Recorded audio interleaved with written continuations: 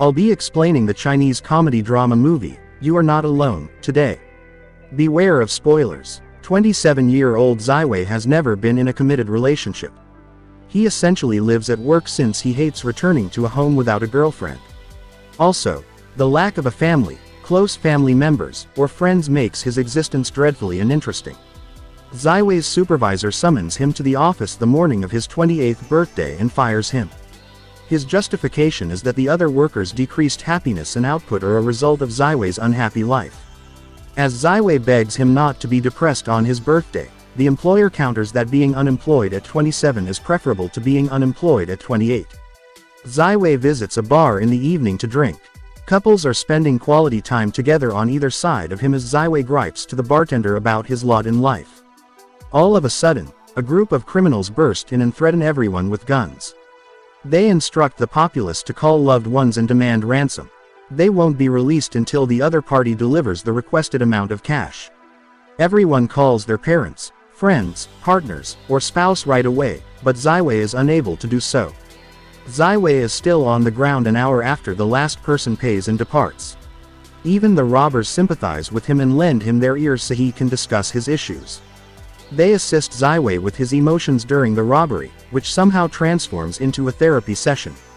They even consider handing him some of the money they have amassed, but the cops suddenly show up outside.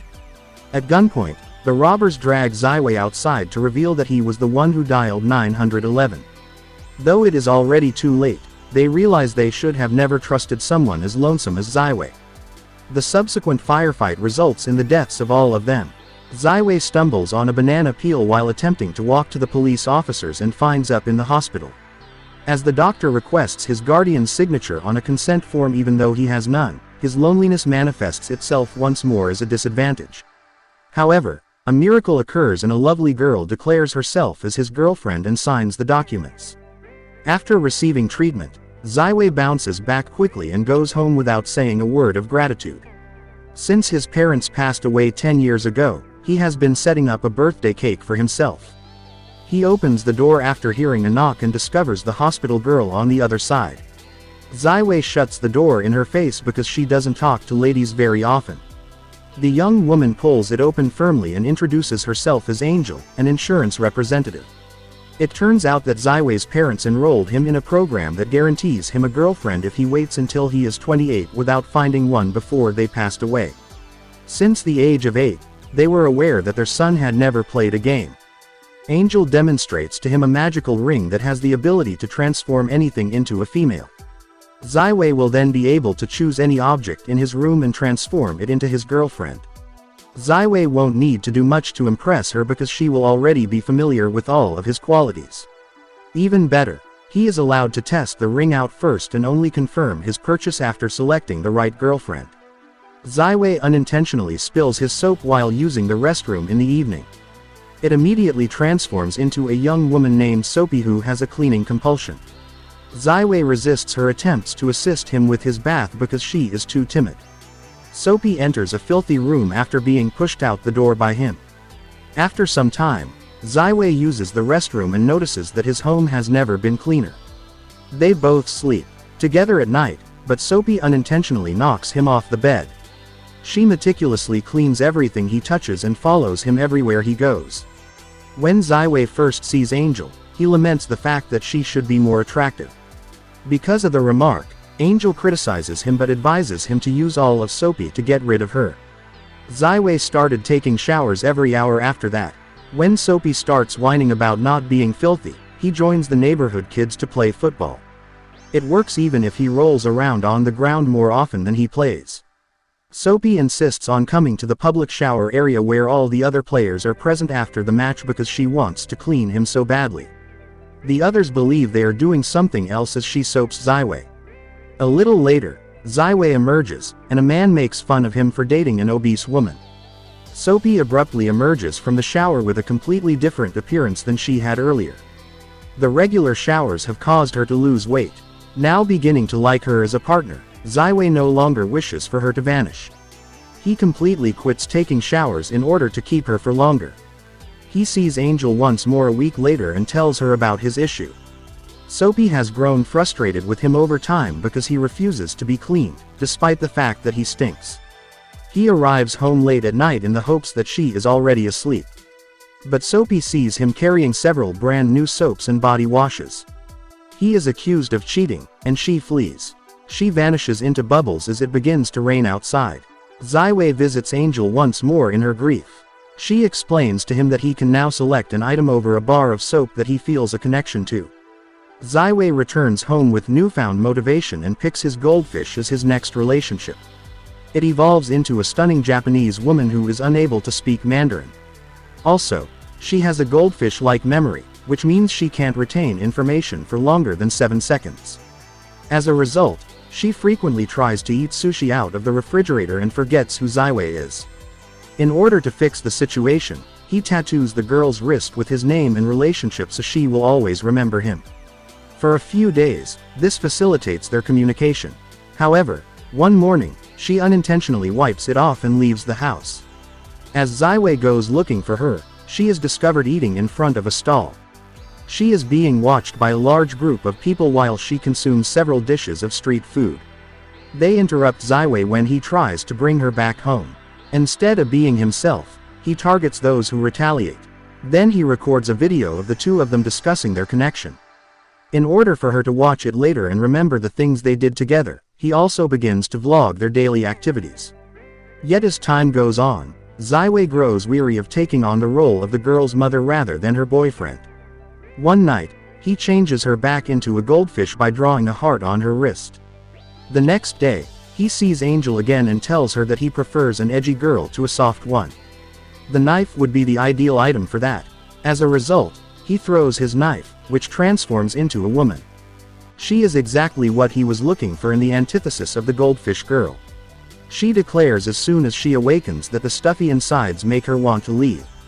A trio of thugs stop the three as they are out for a walk. The knife rushes swiftly to fight them off and drive them away. Ziwei gives in to her demands because he feels a little intimidated. She demands that he take her to her hometown, which is in a nearby town. It turns out that she has a strong emotional bond with her manufacturer, who had operated a knife shop but is now a fish vendor. When she hears him describe another knife he is using as the best he has ever used, she becomes envious. Ziwei is told by a broken-hearted knife that she will never love him as much as she loves her creator. Finally, he reverses the transformation and abandons her close to the fish market. After some while, the owner sees her outside and brings her back to the house. Ziwei encounters Angel once more at night.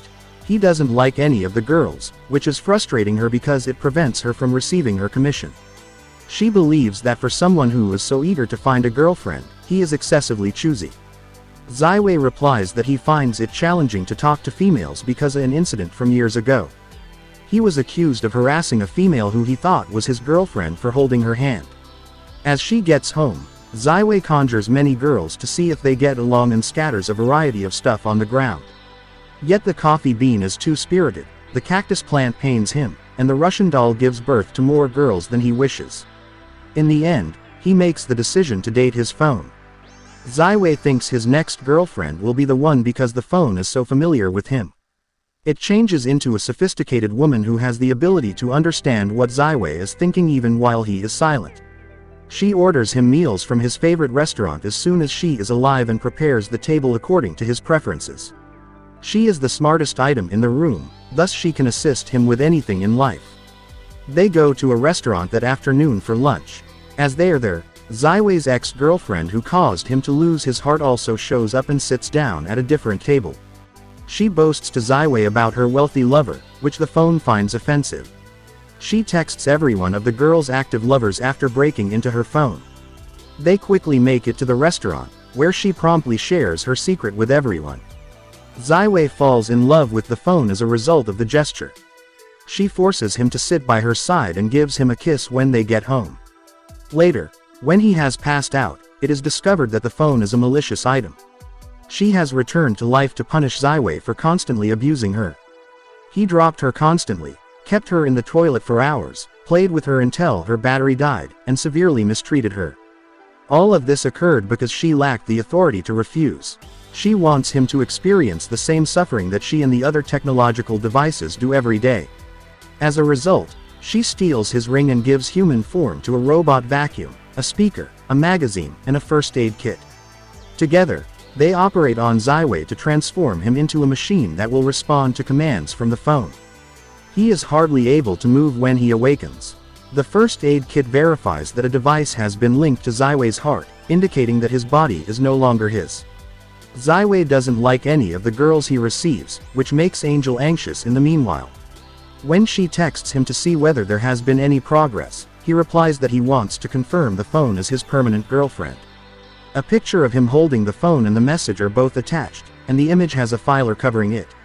Angel is aware that Ziwei despises applying animal filters to his photos, which leads her to suspect a problem.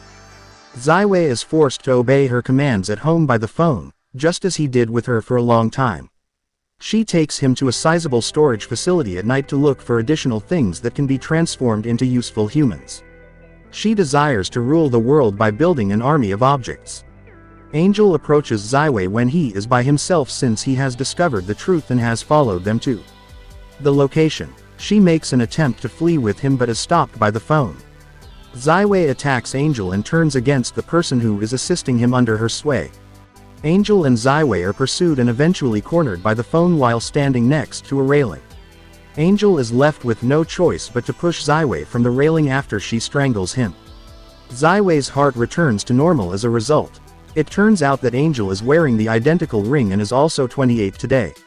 She pushed Ziwei, and just like the phone, the soap, and the goldfish, he changed from an item to a human as a result. She goes crazy because the phone no longer has influence over him. She sends a dumbbell to harm them, but Angel transforms a barbell into a man to fend it off. The barbell prevails in the ensuing conflict between the two objects. The phone then deploys a Japanese katana, quickly dispatching the barbell. Angel converts a Dao sword into a warrior as retaliation, attacking the katana with it. Both weapons disappear at the conclusion of their fierce fight. The phone is currently in low power mode. When Ziwei notices that it is using a cord to charge, he unplugs it, making the phone work normally and winning the battle. Ziwei and Angel are on the terrace in the final shot, looking over the city. They decide that their rings are too dangerous to be useful, so they take them off. As the film comes to a close, Ziwei asks Angel to be his girlfriend, and they hold hands. To support the channel, switch on the notification feature, subscribe for more videos like this, and leave a like.